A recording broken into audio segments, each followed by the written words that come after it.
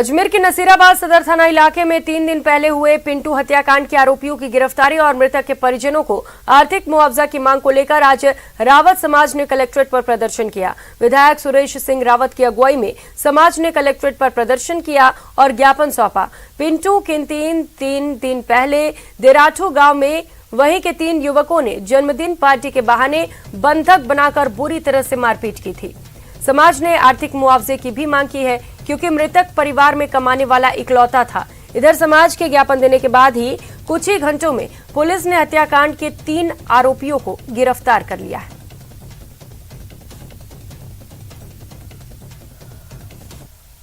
आज 3 दिन पहले नसीराबाद उपखंड के ग्राम देराटू में पिंटू नामक युवक की पीट के निर्मम तरीके से उसकी हत्या कर दी गई थी और हत्या के बाद ग्रामीणों में भारी आक्रोश है। आज सभी हम लोग यहाँ जिला कलेक्टर और जिला एसपी को ज्ञापन देना है। हमारी मांग है कि इसकी निष्पक्ष जांच हो, जो वास्तव में दोषी है उसके खिलाफ कार्रवाई हो और इस क्योंकि गरीब एक परिवार में कमाने खाने वाला एक ही व्यक्ति है। तो हम जिला कलेक्टर महोदय से भी हमने निवेदन किया है, ज्ञापन दिया है कि उनको उचित मुआवजा दिया जाए ताकि परिवार का भरण पोषण हो सके। और खबर भरतपुर से है। भरतपुर विधायक, तकनीकी शिक्षा और आयुर्वेद राज्य मंत्री डॉक्टर सुभाष गर्ग 3 दिवसीय भरतपुर के दौरे पर हैं, जहां आज उन्होंने न्यायालय परिसर में पहुंचकर महाराजा सूरजमल सभागार के विस्तारीकरण के लिए भूमि पूजन किया। साथ ही न्यायालय परिसर में लगे आरओ प्लांट का भी मंत्री सुभाष गर्ग ने लोकार्पण किया। डॉक्टर सुभाष गर्ग ने बताया कि अधिवक्ताओं की मांग पर विधायक निधि से 10 लाख रुपए की राशि स्वीकृत की गई थी, जिससे महाराजा सूरजमल सभागार का विस्तारीकरण किया जा रहा है। साथ ही न्यायालय परिसर का एक मुख्य द्वार भी बनाया जाएगा, जिसका मंत्री डॉक्टर सुभाष गर्ग ने लोकार्पण किया है। और उन्होंने कहा, भरतपुर के लिए मुख्यमंत्री द्वारा बजट घोषणा में कॉमर्शियल कोर्ट की भी घोषणा की गई थी, जो अभी नहीं बन पा रहा। उसका मामला उच्च न्यायालय में चल रहा है। जल्द ही बात को सुलझाया जाएगा, जिससे कि भरतपुर के व्यापारियों को राहत मिल सके। एक तो महाराजा सूरजमल सभागार का विस्तार का शिलान्यास किया गया, जो मैंने विधायक को से पैसे दिए थे, 2 भरतपुर का, और 2 जो है जो पानी का जो है आलो प्लांट लगे थे उनका लोकार्पण किया गया है। तो मुझे खुशी है, इनकी बहुत दिनों से मांग थी, ये मांग जो है पूरी की है। और आने वाले समय में जो इनके जो प्रपोजल्स हैं पॉक्सो कोर्ट के लिए यूआईटी से जो है लेटर इशू करवाना, मैंने यूआईटी सेक्रेटरी को कह दिया है, वो लेटर इशू हो जाएगा। और जो कॉमर्शियल कोर्ट की घोषणा माननीय मुख्यमंत्री जी ने की थी बजट में, उसका भी जल्दी ही हमारी प्रयास जारी है, जल्दी उसकी स्वीकृति जारी हो जाएगी। खुद अभी मैंने सीएमओ ऑफिस में बात करके बात की है, अभी हाई कोर्ट में वो पेंडिंग है और जाकर के उसको जल्दी उसका निस्तारण करवाएंगे, जिससे कि यहाँ के लोगों को, वकील लोगों को भी, हमारे व्यापारियों को भी उस कॉमर्शियल कोर्ट का फायदा मिल सके।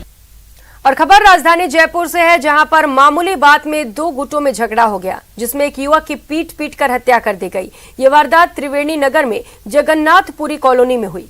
पुलिस के मुताबिक बंजारा नाम का शख्स निजी अस्पताल में कंप्यूटर ऑपरेटर का काम करता था। उसका और उसके दोस्त का कुछ युवकों से बाइक टच होने पर कहासुनी हुआ, जिसके बाद दोनों के बीच हाथापाई हो गई। हालांकि कॉलोनी वासियों के बीच बचाव के बाद मामला वहां पर शांत हो गया, लेकिन बाद में देर रात दूसरे पक्ष के युवक डंडे सरिये लेकर जगन्नाथपुरी कॉलोनी पहुंचे और बंजारा पर जानलेवा हमला कर दिया, जिसमें बंजारा के सिर में गंभीर चोट आई और उसकी मौत हो गई, जबकि हमले में 2 से 3 युवक घायल हुए हैं। दादी ने, इनका लड़का था वकील सिंह बंजारा, जो सीके बिरला हॉस्पिटल में कंप्यूटर ऑपरेटर का कार्य करता था। जगन्नाथपुरी में कोई किराए के मकान पे ये रहता था। वहाँ इनके कोई झगड़ा हुआ, बाइक पे कुछ युवक आए और इसके साथ मारपीट की। इसकी सिर में ज्यादा चोट लगने से इसकी मृत्यु हो गई। खबर टोंक से है, जहां पर रावण दहन के दौरान जमकर बवाल हुआ। रावण दहन में जमकर लात घूसे भी चले। 2 गुटों में मारपीट हुई, जिसमें 5 लोगों को गंभीर चोटें आई हैं। घायलों को पुलिस ने अस्पताल में भर्ती करा दिया है और अब मारपीट का वीडियो सोशल मीडिया पर वायरल हो रहा है। ग्राम पंचायत चारनेट का ये पूरा मामला है, जिसकी तस्वीरें आपको टीवी स्क्रीन पर दिखा रहा है। ये वायरल वीडियो है जो जमकर सोशल मीडिया पर फैल रहा है। बताया जा रहा है कि रावण दहन के दौरान ये हंगामा हुआ। रावण दहन कौन करेगा, इसी बात को लेकर कहासुनी हो गई और दोनों पक्षों में जमकर लात घूसे चले। मारपीट में 5 लोगों को गंभीर चोटें आई हैं, जिन्हें उपचार के लिए अस्पताल में भर्ती किया गया है।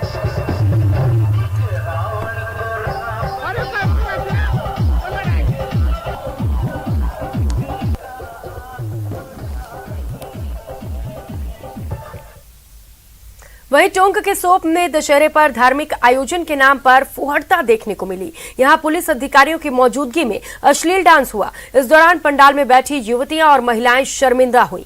वहीं कुछ दर्शकों ने विरोध जताते हुए हंगामा भी किया। एक दर्शक ने डांस कर रहे युवक को थप्पड़ जड़ दिया।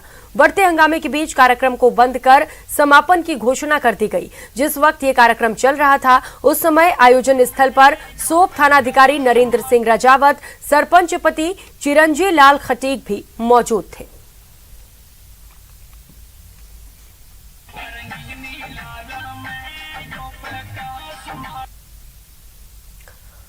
और अब बात भरतपुर की। जिले के कामा थाना क्षेत्र के गांव पालड़ी में ऑनलाइन ठगी के मामले को लेकर चल रही आपसी रंजिश में दो पक्ष आमने सामने हो गए। एक पक्ष ने दूसरे पक्ष पर अंधाधुंध फायरिंग कर दी। गनीमत ये रही कि फायरिंग में कोई हताहत नहीं हुआ। सूचना मिलने पर अतिरिक्त पुलिस अधीक्षक कामा थानाधिकारी जाब्ते के साथ मौके पर पहुंचे और दोनों पक्षों से समझाइश कर मामला शांत कराया। पालड़ी निवासी आंसूमेव को 1 महीने पहले गांव सतवास के बाहर से पुलिस पकड़ कर ले गई थी और वे कुछ दिन बाद ही छूटकर वापस आ गया। आंसू पक्ष के लोगों का दूसरे पक्ष पर पुलिस की मुखबिरी कर पकड़वाने का शक था। इसी को लेकर दोनों के बीच झगड़ा हो गया।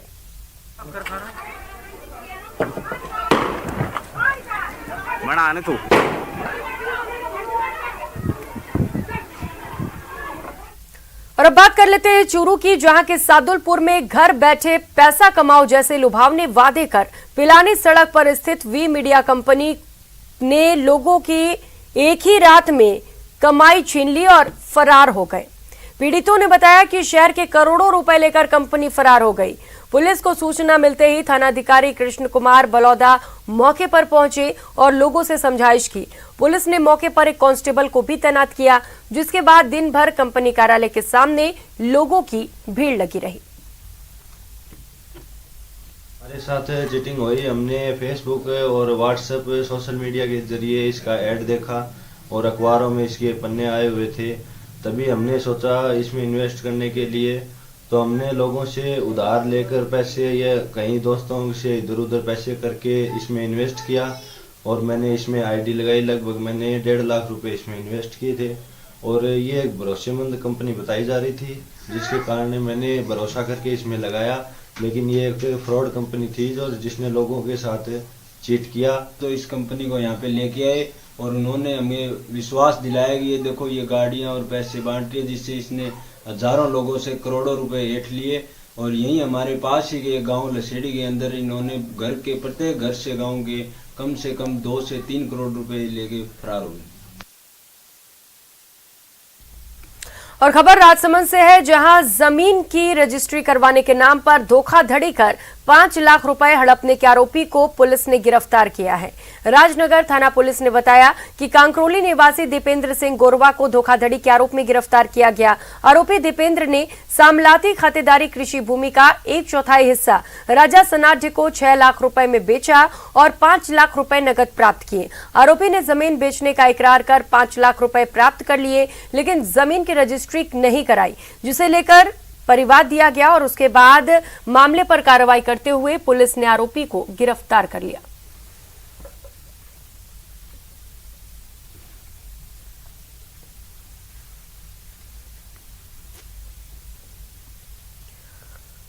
उधर सिरोही में हत्या से सनसनी फैली हुई है। झुपा घाट में युवक की हत्या कर दी गई है। कोतवाली थाने से महज 100 मीटर की दूरी पर इस हत्या को किया गया। बदमाशों ने युवक रमेश के घर में घुसकर हत्या की। अज्ञात हमलावरों ने चाकुओं से गोदकर इस हत्या की वारदात को अंजाम दिया।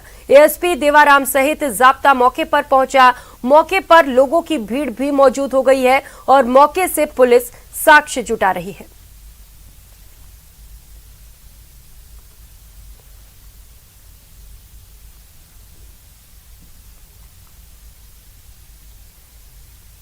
तो वही 12 में अवैध संबंधों के शक में एक शख्स की हत्या कर दी गई। महिला के रिश्तेदारों ने इस हत्या की वारदात को अंजाम दिया है। शिवाजी नगर निवासी विठल शर्मा की पीट कर हत्या कर दी गई है। कुंज बिहार निवासी महिला के देवर और भाइयों ने इस वारदात को अंजाम दिया है। कोतवाली थाना पुलिस ने शव को अपने कब्जे में ले लिया है और जिला अस्पताल की मोर्चरी में रखवा दिया गया है। तो अवैध संबंधों का शक था, जिसके चलते कुछ लोगों ने पीट कर शख्स की हत्या कर दी है।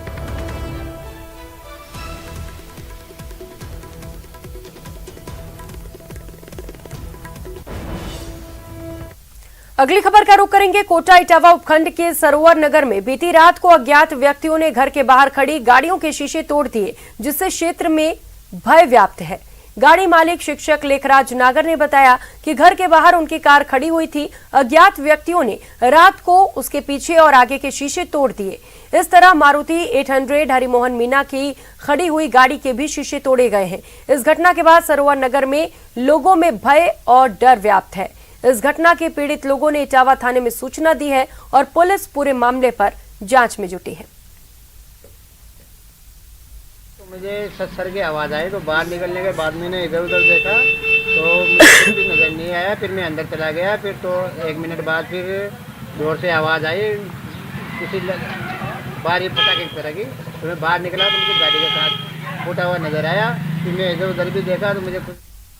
वहीं राजधानी अजमेर रोड स्थित मौखमपुरा के पास हुए सड़क हादसे में एक व्यक्ति की मौत हो गई, जबकि करीब 1 दर्जन लोग घायल हो गए। घायलों को एसएमएस अस्पताल के ट्रॉमा सेंटर रेफर किया गया, जहां उनका इलाज जारी है। ट्रॉमा सेंटर के इंचार्ज डॉक्टर अनुराग धाकड़ ने बताया कि एक शख्स की अस्पताल लाने से पहले ही मौत हो गई थी, जबकि एक को गंभीर हालत में आईसीयू में भर्ती कराया गया। अजमेर रोड की तरफ मुकुंदपुरा के वहाँ पर कोई बस जो है उसका एक्सीडेंट हो गया और दुर्घटनाग्रस्त जो है हमारे पास 7 बजे से आना प्रारंभ हो गए एक एक करके। उसमें एक जो हमारे पेशेंट थे वो ब्रॉड डेड थे, वहीं से मृत थे, और दूसरा एक पेशेंट हमारी जो हैं छगन कंवर वो काफ़ी छगन देवी वो काफ़ी गंभीर हैं, सिर में भी चोट लगी है। उनको हमने सेमी आईसीयू में बेड नंबर 8 पे लिया है। बाकी के जो हमारे पेशेंट्स हैं 9 उनको हमने मास कैजुअलिटी वार्ड में लिया है। वहीं अजमेर जिले के भिनाय थाना क्षेत्र के अमरपुरा गांव में जंगलों में 3 दिन पहले गला रेतकर दुर्गालाल हत्याकांड की गुत्थी को पुलिस ने महज 72 घंटे में सुलझा लिया। पुलिस ने हत्या के आरोप में 2 आरोपियों कैलाश और सज्जन को गिरफ्तार किया। इनकी निशानदेही पर हत्या में इस्तेमाल चाकू भी बरामद कर ली गई। दुर्गालाल की हत्या आपसी रंजिश में की गई थी। पुलिस तफ्तीश में सामने आया कि आरोपी कैलाश के पिता के खिलाफ मृतक ने 1.5 साल पहले दुष्कर्म का मुकदमा दर्ज कराया था, जिसके बाद आरोपी के पिता ने आत्महत्या कर ली। इसी का बदला लेने की नीयत से उसने साजिश रचकर दुर्गालाल की गला काटकर हत्या कर दी और शव को जंगल में फेंक दिया। इस मामले में दलित समाज ने 2 दिन तक आंदोलन किया था और आरोपियों की गिरफ्तारी की मांग को लेकर शव तक नहीं उठाने की चेतावनी दी थी।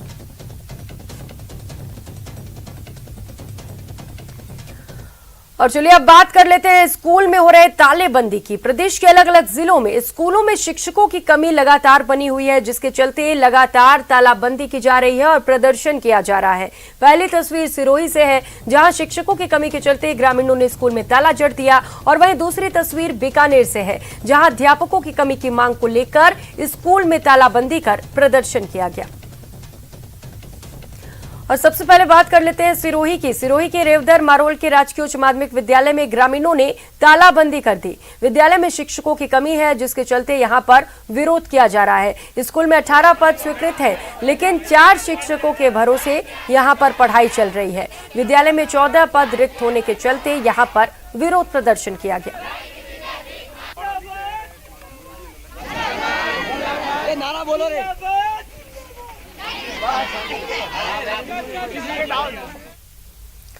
तो वहीं बात कर लेते हैं बीकानेर की भी, जहां पर स्कूल में तालाबंदी लगातार जारी है। टीचरों की मांग को लेकर स्कूल में तालाबंदी की गई। ग्रामीणों और छात्रों ने स्कूल में ताला लगा दिया। 3 आरजेडी संसार देसर विद्यालय में धरना प्रदर्शन जारी है। स्कूल में 21 में से 11 पद अध्यापकों के खाली हैं। विद्यालय स्टाफ लगाने की मांग को लेकर यहां पर धरना प्रदर्शन किया गया।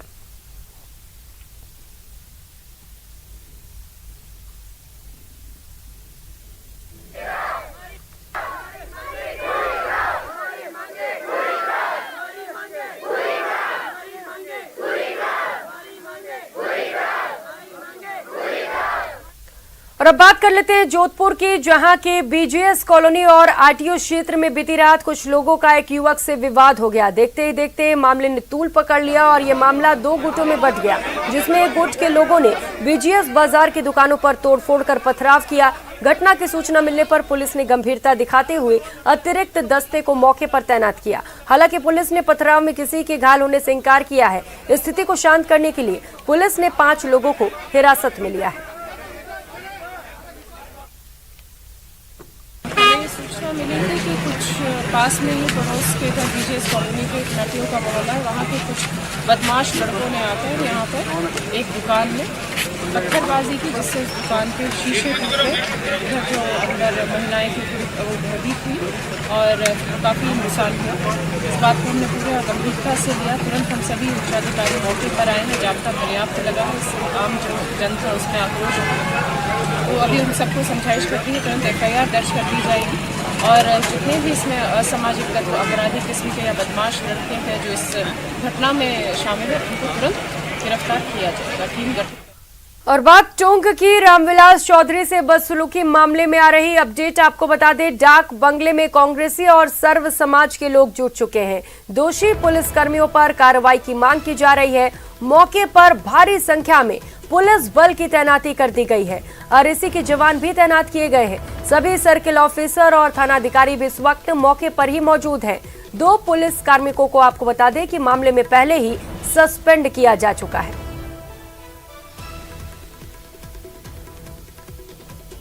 तस्वीरें आपको दिखा रहे हैं। रामविलास चौधरी के साथ बदसलूकी मामले को लेकर लोगों में गुस्सा है और इसी को लेकर लगातार प्रदर्शन किया जा रहा है और सभी पुलिसकर्मियों पर कार्रवाई की मांग की जा रही है।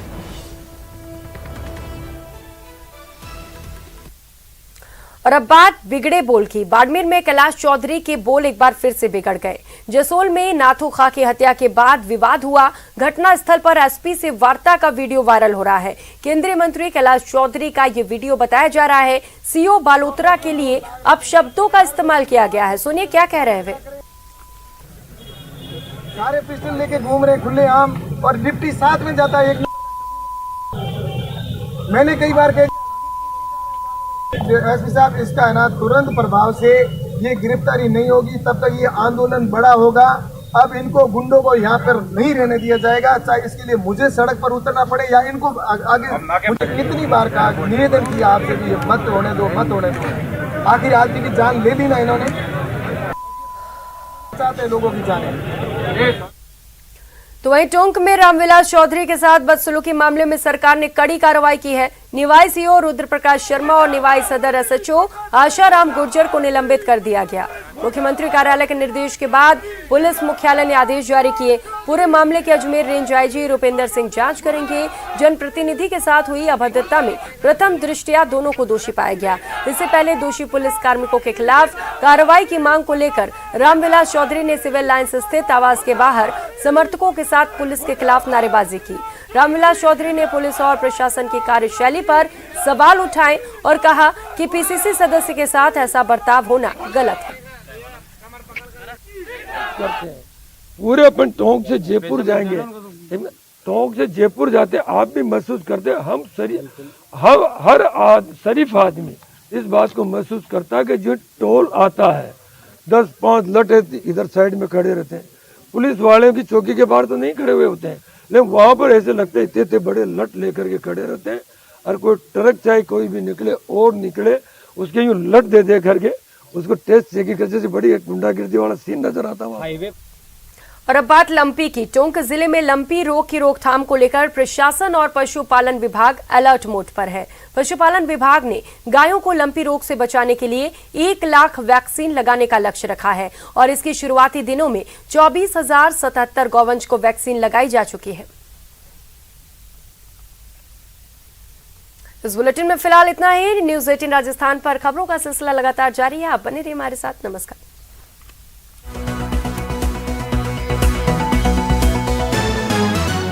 Headlines presented by पेट सफा आयुर्वेदिक चूर्ण।